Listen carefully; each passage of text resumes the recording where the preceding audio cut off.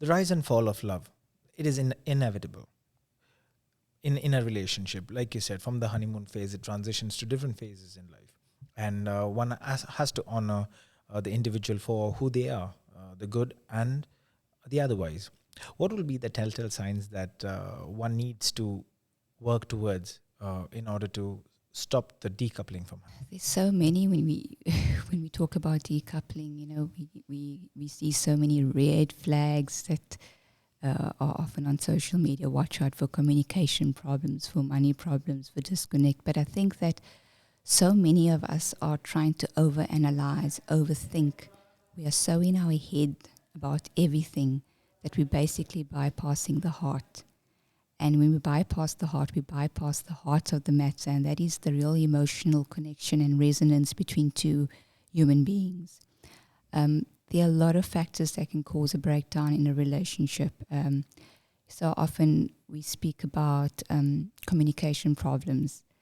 So often when couples come and see me, they would often say, "No, we're here because we're not communicating openly." But I feel that for me, my experience is that there's no communication problems, but rather honesty problems. Because what happens in our head and what comes out in from our mouth is two different things. Because we go into this mode of wanting to maybe please the partner or not hurt the partner, so we don't really speak our truth. And conscious coupling requires us to be vulnerable, to be courageous, to be able to speak up and speak our truth. But so often we do not speak our truth. And that can be the beginning of an experience where we feel we separate from each other. So when you find that your partner is going to a pattern of blaming, criticizing, looking for the negative, focusing on the same, kind of negative attributes, not seeing the best, where you feel that you are lacking energy. That energy I spoke about when you first meet someone in the honeymoon phase, and you are lacking energy in your mind, in your heart, in your body. That's also a telltale sign that, there's something that you are abandoning a part of yourself. You're giving up something. And there has to be an experience of freedom in a relationship. The freedom to be, the freedom to see, the freedom to do, the freedom to love, the freedom to achieve. But it's really that honoring of each other's personal growth. I think sometimes the thought is, what can I get out of a relationship? And I think it should be more about what can I put in terms of my being, not sort of just doing. It's about being in the relationship. Because when people say that they've fallen out of love, I wonder what is the next stage. Maybe it's you need to be in love, because I hear that so often I've fallen out of love.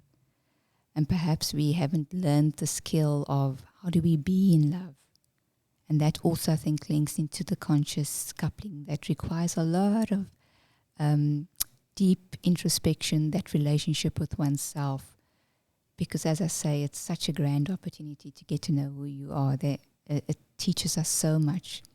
If you think about our caregivers, our parents, our loved ones, whoever looked after us, that relationship is a very important relationship, and it forms the blueprint of how we will do other relationships in our life. So when you ask what may be the red flags, it's quite layered, because any individual that has gone through trauma or certain personality types, people that haven't really felt loved, or sometimes irrational beliefs that I'm not lovable as a person, all of those things can have an impact on how we attach to another human being.